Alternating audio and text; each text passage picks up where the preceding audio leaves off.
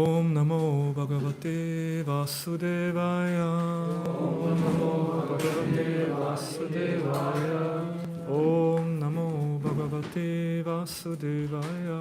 Om Namo Bhagavate Vasudevaya. Om Namo Bhagavate Vasudevaya.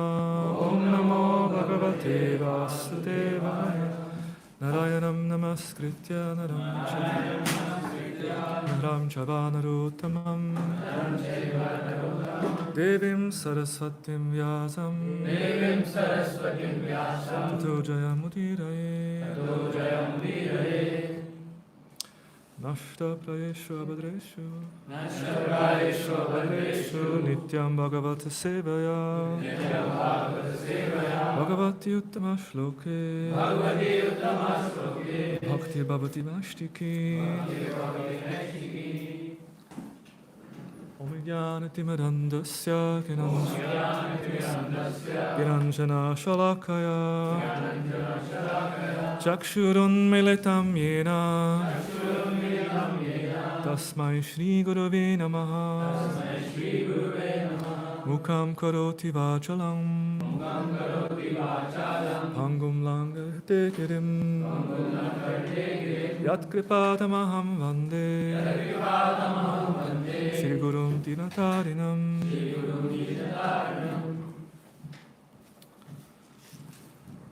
Hare Krishna. So we'll read today from Srimad Bhagavatam, Canto 2, Chapter 4, Text 18, right?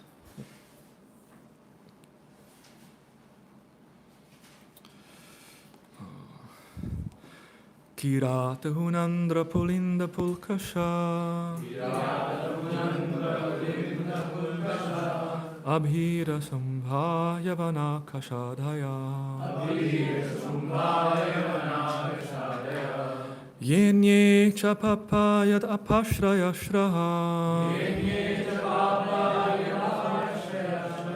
Shudyanti Tasmai Prabhavishnave Namaha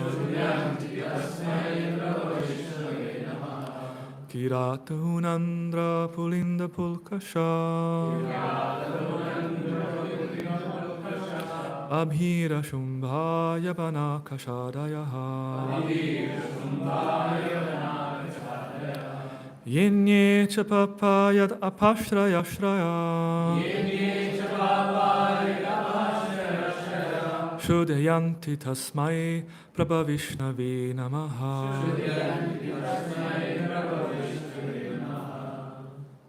Kirata Hunandra Pulinda Pulkasha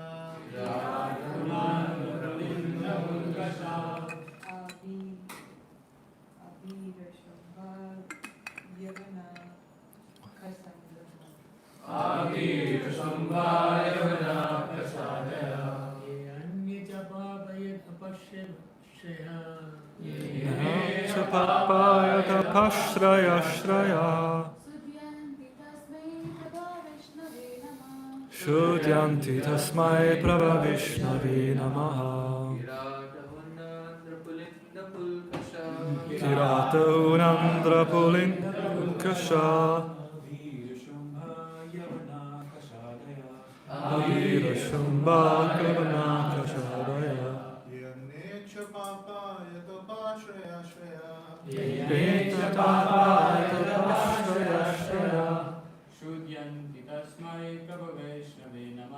Shudyanti Tasmai Prabhavishnave Namaha Kirata Hunandra Pulinda Pulkasha Abhira Shumbhaya Vanakashadaya Yenye Chapapayata Pashraya Shraya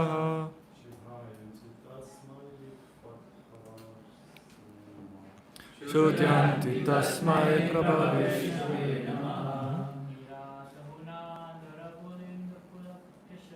Kirata Hunandra Pulinda Pulkasha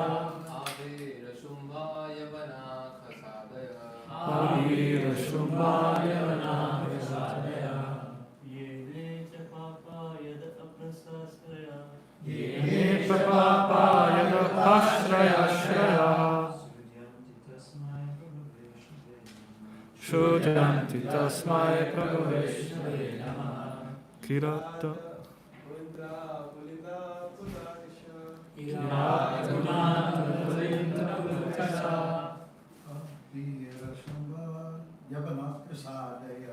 Avira shubhaya vanakashadaya.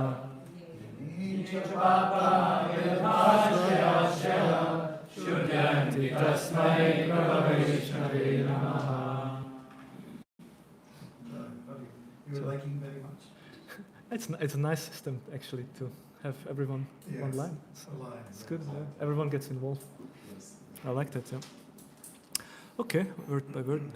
Kirata, a province of all the Bharata. Huna, part of Germany and Russia. Andhra, a province of southern India. Pulinda, the Greeks. Pulkasha, another province. Abira, part of all Sindh. Shumbaha, another province. Yavanaha, the Turks. Kasha Adhaya, the Mongolian province. Ye, even those. Anye, others. Cha, also. Papaha, addicted to sinful acts. Yat, whose? Apashraya, ashrayaha, having taken shelter of the devotees of the Lord.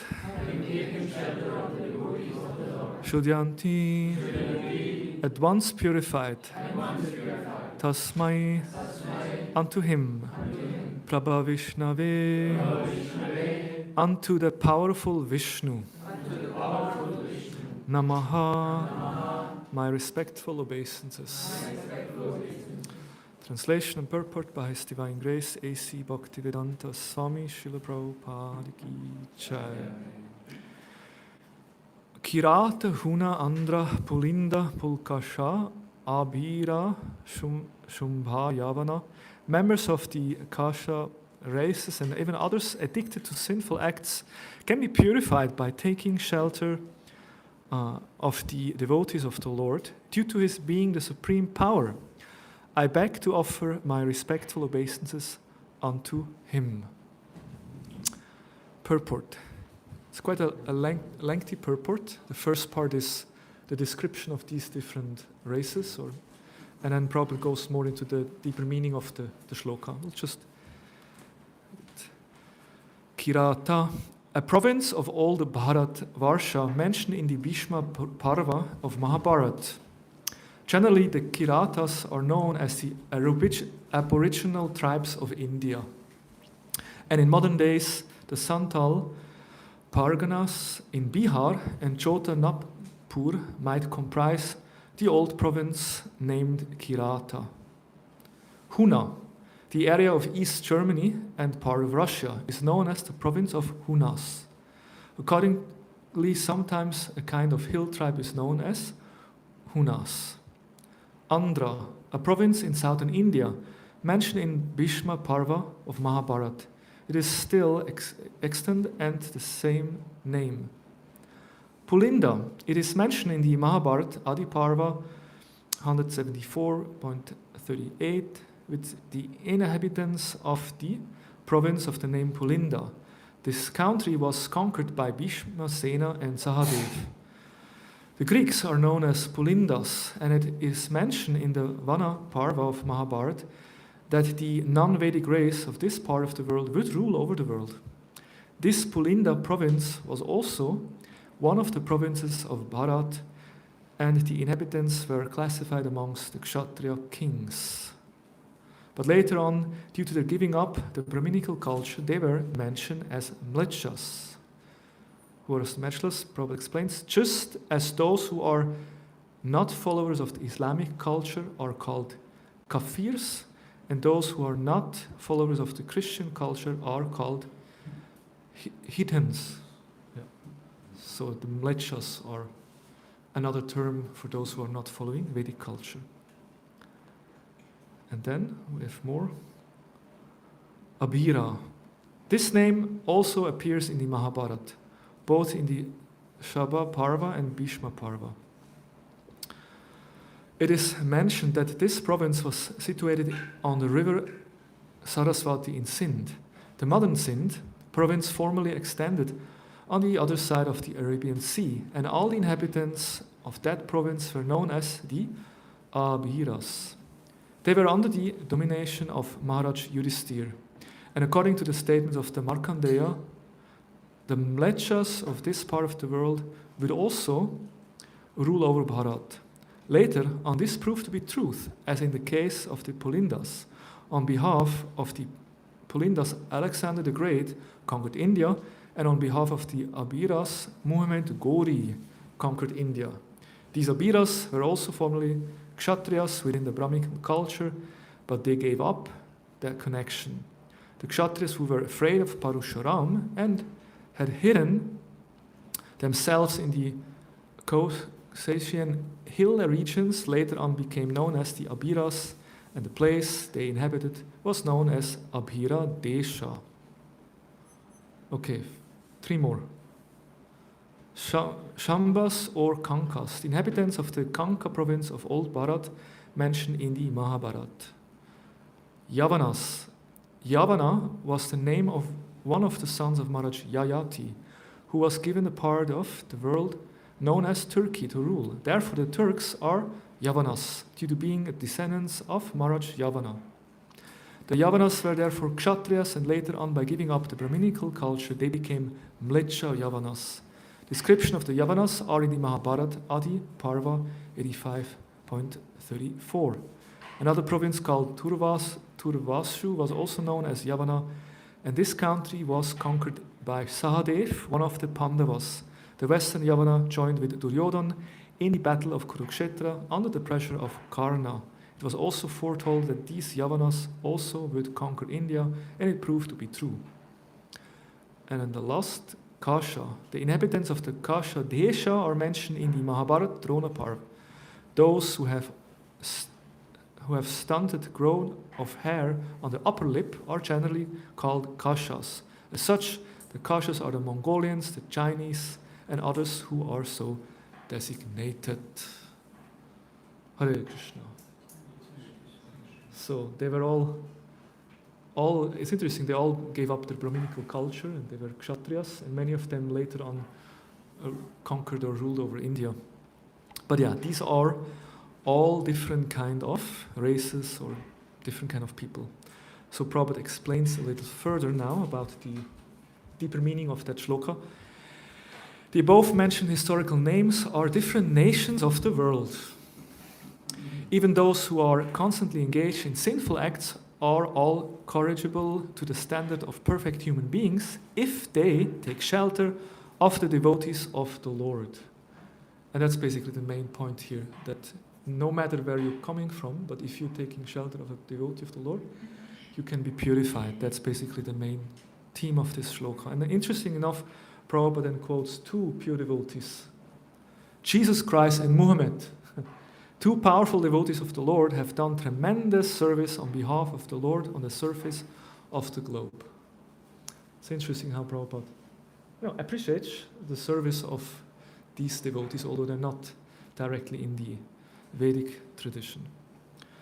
And from the version of Srila Shukadev Goswami, it appears that instead of running a godless civilization in the present context of the world situation, if the leadership of world affairs is entrusted to the devotees of the Lord, for which a worldwide organization under the name and style of the International Society of Krishna Consciousness, in the style of Bhakti Marg Maharaj, I'm not attempting to do the same, but here it was kind of obvious, has already been started, and by the grace of the Almighty Lord, there can be a throughout change of heart in human beings all over the world, because the devotees of the Lord are able are able authorities to effect such change by purifying the dust-worn minds of the people in general.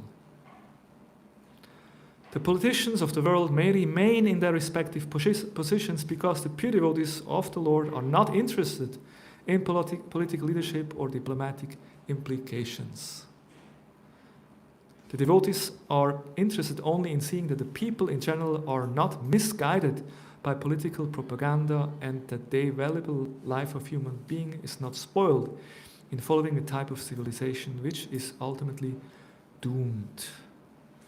If the politicians therefore would be guided by the good counsel of the devotees, then certainly there would be a great change in the world situation by the purifying propaganda of the devotees as shown by Lord Chaitanya. So Prabhupada makes the point that we don't necessarily have to become politicians, but if they would listen to us, if you could, as Brahminical council could guide them, that would be very helpful. Give them a spiritual perspective on things. And now the main point of this verse is highlighted by Prabhupada in the last part of the purport. As Shukadeva Goswami began his prayer by discussing the word Yat Kirtanam, so also Lord Chaitanya recommended that simply by glorifying the Lord's holy name, a tremendous change of heart can take place, by which the complete misunderstanding between the human nations created by politicians can at once be extinguished. And after the extinction of the fire of misunderstanding, other prophets will follow. The designation is to go back home, back to Godhead, as we have several times discussed in these pages. According to the cult of devotion, generally known as the Vaishnava cult, there is no bar against anyone's advancing in the matter of God realization. So everyone can take to bhakti, there is no discrimination, regardless of which tradition you are from. A Vaishnava is powerful enough to turn into a Vaishnava even the Kirata, etc., as above mentioned. So through the contact with the pure devotee, that is possible. In the Bhagavad Gita 9:32, it is said by the Lord that there is no bar to becoming a devotee of the Lord, even for those who are low-born or women, Shudras or Vaishyas. By becoming a devotee, everyone is eligible to return home back to Godhead. The only qualification is that one takes shelter of a pure devotee of the Lord who has throughout knowledge in the transcendental science of Krishna, Bhagavad Gita and Srimad Bhagavatam. Anyone from any part of the world who becomes well conversant in the science of Krishna becomes a pure devotee and a spiritual master for the general mass of people and may reclaim them by purifying of heart. Though a person be even the most sinful man, he can at once be purified by systematic contact with a pure Vaishnava. A Vaishnava therefore can accept a bona fide disciple from any part of the world without any consideration of caste and creed and promote him by regulative principles to the status of a pure Vaishnava, who is a transcendental to Brahminical culture.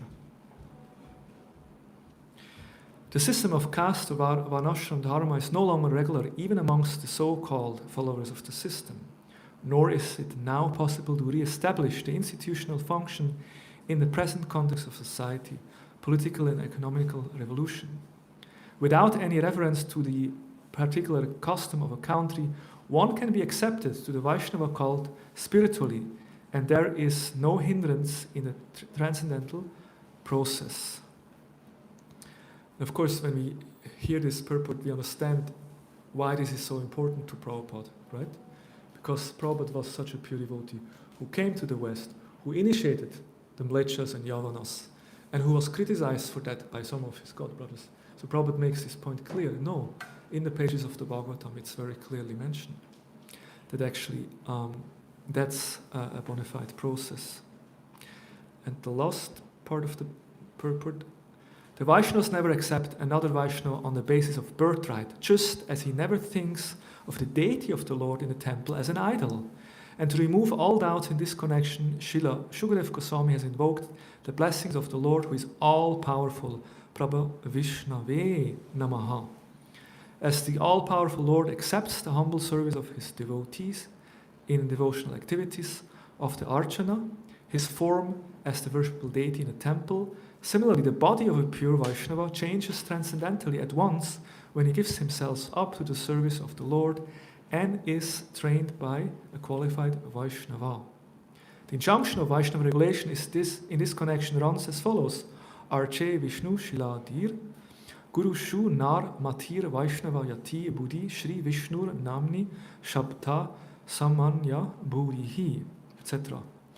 One should not consider the deity of the Lord as worshipped in the temple to be an idol, nor should one consider the authorized spiritual master an ordinary man, nor should one consider a pure Vaishnava to belong to a particular caste, etc. From the Padma Purana. The conclusion is that the Lord, being all-powerful, can, under any and every circumstance, accept anyone from any part of the world, either personally or through his bona fide manifestation as the spiritual master. Lord Chaitanya accepted many devotees from communities other than the Varnashramites, and he himself declared to teach us that he does not belong to any caste or social order of life, but that he is the eternal servant of the Lord who maintains the emblems of Vrindavan, Lord Krishna. That is the way of self-realization. Hare Krishna. Long purport. Marathon purport. Okay, we have 20 minutes left. Wow.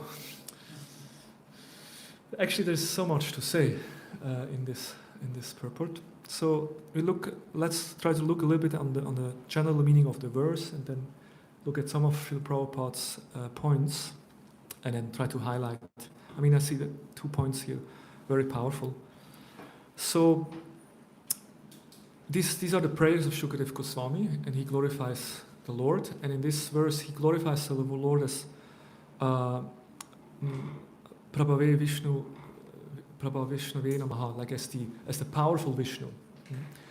And also, of course, the devotees of the Lord are glorified, because those who have taken shelter of the powerful Vishnu, they become powerful themselves, because they could become a transparent medium. And because of that, they are able to purify anyone they're coming in contact. So it's kind of a beautiful glorification of the Lord and also the Lord's devotees. And two kinds of sinners are mentioned here. Those by birth, and then we have seen all these different categories, right?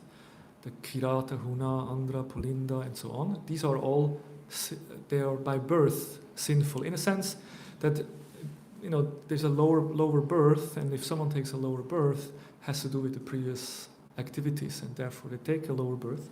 And that's why it's an indication of their sinful nature. And then another kind of sinners are mentioned, those by action. Those who, someone may be born in a high class family, but then still they act in a sinful way. So of course they also become sinners.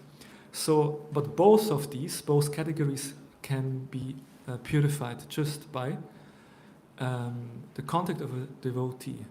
Upashraya refers to the devotees, so those who surrender to the devotees, accepting those devotees as their gurus, or become purified. So just by taking shelter of the proper guru, sinners by birth or by action, they can become purified. And this indicates that bhakti destroys both the prarabdha and the aprarabdha karma. We know that there is prarabdha karma and aprarabdha. Prarabdha karma is that karma which is manifested, and of course it manifests also through this body. Like basically at the end of the life, the consciousness that we have developed, it is manifested in the next life in the form of a gross body. And so it's not by chance that we are taking birth in a certain place or a certain body and gender and certain psychophysical nature, mentality. That's all kind of a result of previous action, desires. This is the prarabdha karma. And it's interesting, it also says that prarabdha karma also includes not only the body, but also our duration of life. It says that there is, so many breaths we take, it's already given at prarabdha karma. Also the amount of happiness and distress that we experience is already given. Now, some may experience 25% distress and 75% happiness, and others maybe the other way around. Some people are just more lucky, and others have more difficulty. So that's also part of prarabdha karma and other things as well. And of course, then is the aprarabdha karma, which is things that are stored, reaction that may come any moment. And in a way, it's quite interesting. Like we live our lives, but we never know what happens next. Like just you're at home and all of a sudden it knocks. You don't know who is there. You know, maybe it's a friend, maybe it's an enemy. All of a sudden you open the door and something happened. So similarly, karma can just hit you. We get up in the morning. Nobody wants to have an accident, or nobody wants to lose their job, or that the spouse runs away. But these things happen, and all of a sudden karma hits. So that's our situation in the conditioned life.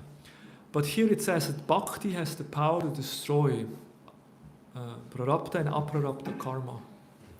And that happens just by, of course, taking shelter of a pure devotee. As we know, time of initiation, basically our karma is destroyed, and of course some karma remains. The example is given like a fan. You take it out from the electricity, and the fan will still turn around. So that's kind of our remaining karma is there, and Guru and Krishna use that karma to purify us. But basically, karma, bhakti has the power to destroy karma, and therefore shuddhanti means to become purified. And therefore, and it's an interesting point, it's forbidden to identify devotees by their births, because they have taken shelter, they have surrendered to a pure devotee, they're practicing devotional service, and therefore they have become pure, or they are in the process of purification. So if you then start to discriminate, he is from this place or that place, then that's actually an offense. And Srila Vishnavacharya Thakur and Srila Prabhupada also quotes this Arche Vishnu Shiladhir Guru Shu, this shloka from the Padma Purana, that just as we don't see the idol like a deity just as an idol stone, but similarly we should not see a devotee as an ordinary person. So Prabhupada makes other points in the purport, but the main point that I find it was very important here is that the need to get the mercy of a pure devotee, that's one. We need, somehow or other, if we want to advance in our spiritual life, we need to take shelter of the pure devotee, and we need to get that mercy of such a powerful devotee. That's really essential to make progress in spiritual life. And the other point was this warning that we should be careful to not commit Vaishnava aparad. And if we follow both, our success in spiritual life is guaranteed. If we receive the mercy of a pure devotee, and we are careful not committing offenses, for sure we will progress very swiftly and nicely in our spiritual life. So the principle of getting the mercy of a devotee, of course in scriptures we find many places where this is emphasized. One famous is in the conversation between King Rahugana and Jadabharat, right? There it says, this is 5:12. Rahugana tapasya nayati nacheyaya nirvapana karyatva nachandasya naiva chalangi surair vinamahat padarachobhishekam. Abhishekam, padarachobhishekam. Translation goes like this: My dear King Rahugana, unless one has the opportunity to smear his entire body with the dust of the lotus feet of great devotees, one cannot realize the absolute truth. No. So unless we get the dust of the feet of the devotees, of course, we know, literally speaking, there is 3 items. What are the 3 items which can give us prema bhakti? Here is one: the dust, and 2 more. Charanamrita and Mahamaprasad, right? If you get the dust of the feet of a Vaishnava, we get the bathing water from the feet of a Vaishnava, or we get the remnants from a Vaishnava. These have immense power, and it's also glorified by the acharyas in many places. That there is a special mercy in that. And of course, so we can try to go for that literally, try to get the dust, or there is some Abhishek water, or Maha Prasad. But then also it means to receive instruction, to receive mercy, and to please that Vaishnava. That's another way we can see it. And then Jada Bharat explains further that there is many paths or many spiritual practices people try to follow, and it's described here, such as observing celibacy, following strictly the regulation of household life, vanaprastha, accepting sannyas, undergoing penances, and so on. But these will not help, but only the mercy of a Vaishnava. That's what we really require. Of course, these can also help to some degree, but without receiving the mercy of a devotee, this will not be enough. And in this regard, Srila Prabhupada gives a very interesting analogy. He says, this is in a purport to 2.3.23, where the same point is made, that if one does not receive the dust of a Vaishnava on his head, that person certainly has a dead body. And in the purport there, Prabhupada says, there is a common saying that one should first love the dog of the beloved before one shows any loving sentiments for the beloved. No, first love the dog and then love me. And maybe you have experiences, you're on a job or walk, I don't know here, but in Zurich there's forest and people go with the dogs. And if you see the dog and you kind of show some, oh, is that cute, nice dog, oh wow, powerful, so beautiful dog, then immediately you see in the face of the owner of the dog, becomes very pleased and immediately feels some, sympathy for you. Immediately there's a good relationship. Why? Because the person has so much love for the dog, and if I so show my affection, then immediately connection is there. An interesting Prabhupada makes that analogy that the pure devotees of the Lord, they are so dear to Krishna. They're so dear to Krishna that Krishna loves his devotees so much.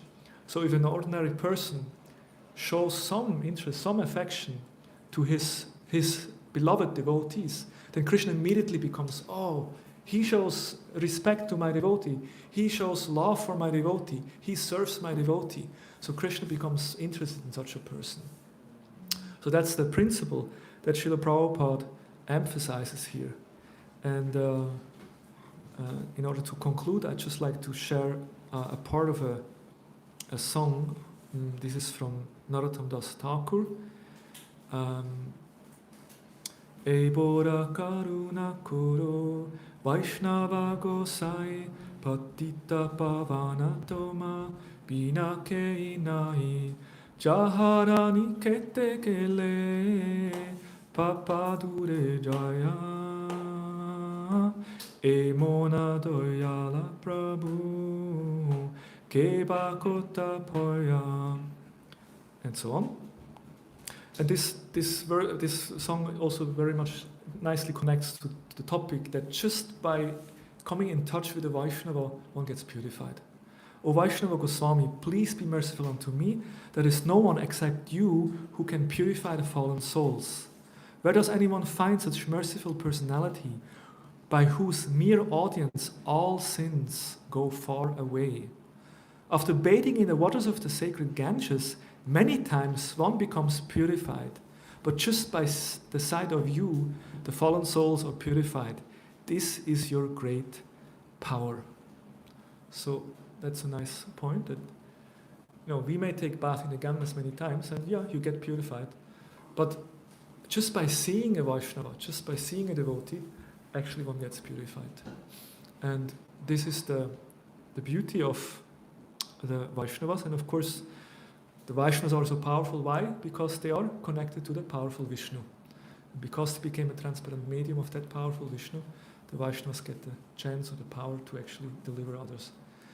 And we are all very fortunate because we all came in touch with Srila Prabhupada, Srila Prabhupada's movement, and with Srila Prabhupada's disciples. Especially, you are very fortunate to get the chance to actually associate with such pure devotees and very realized souls. So that is required. We need mercy of these devotees, and then we can progress nicely. Hare Krishna. Hare Krishna. Thank you very much. So, Maharaj, please, any corrections? This verse resonates with so many love to read because it's historical, it's geographical. Yeah. Connects with all people all over the world, all over the planet, and where North America probably fits in is those Mongolians, that people with because some of those indigenous folks, they recognize that recognize that indigenous people came through the Bering Strait from Asia, So that's one thing. Another point that was raised, taking Charnamrita on daylight. Now, after COVID, the management here didn't set up a bowl for Charnamrita for some reason. It attracts flies, it's sticky all over the floor. But we should have some arrangement, I'm just talking to the management, where we can have it at breakfast time, just take a little bit or something has to be there. And, we should reintroduce it somehow, It can be discussed, but management, get it? Get it together. Horrible. Thank you. Anyone else has any comments or corrections? Maybe questions? Take some candy, take your pill. Hare Krishna, Prabhu. Thank you for the lecture. Just wanted to mention one point that I personally loved a lot. Was this example of love the dog, master will love you. Even though we have heard this analogy a lot of times, I have never heard this analogy in connection with Krishna and devotees. I was, it's like first time I was listening about this and it's amazing. Thank you for that. And it's... I was talking about analogy, Prabhu, that Prabhu gave. Love the dog, master will love you. So I have never heard that in relation with Krishna and devotees. So that was a very good connection. Love me, love my dog. Yeah. If you want to get close to me, love my dog. And someone may say, but how can you compare the Vaishnava with the dog? But actually, Bhaktivinoda Thakur has another song where he actually says, please let me be your dog, like to his Vaishnava. And of course, we have we are. and dog has a good quality, he's very loyal, and that quality of loyalty is always emphasized and glorified by the Vaishnava. So the Vaishnava is very loyal to his guru, to the parampara, to Srila Prabhupada. Dog, us, doesn't matter. Big difference. Yes. Thank you so much, Prabhu. It was a wonderful lecture.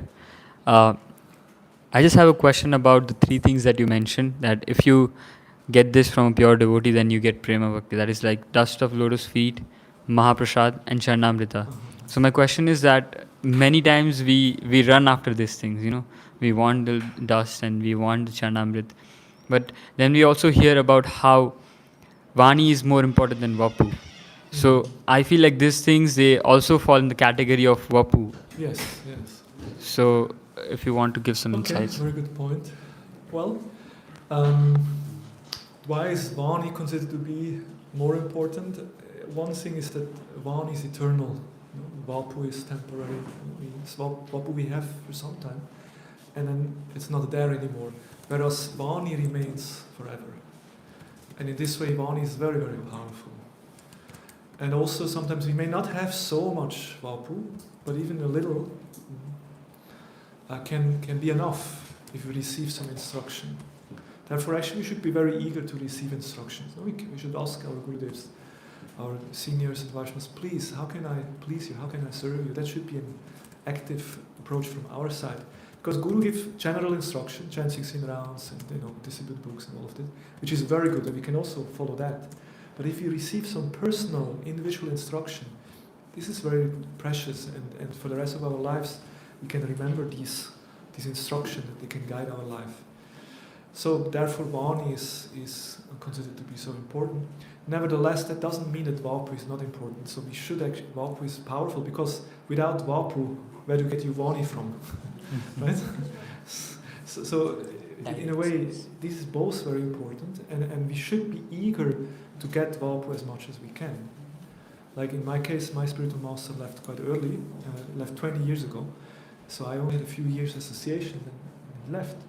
So I was a very young devotee without losing my spiritual father in that sense. It was very painful. And therefore I always feel like, we should be eager, as long as we still have the presence, the Vapu of our spiritual masters, we should be eager. Sometimes we're a little lazy. There's a festival, I could go, but now it's a little too far. Maybe I'll go next time.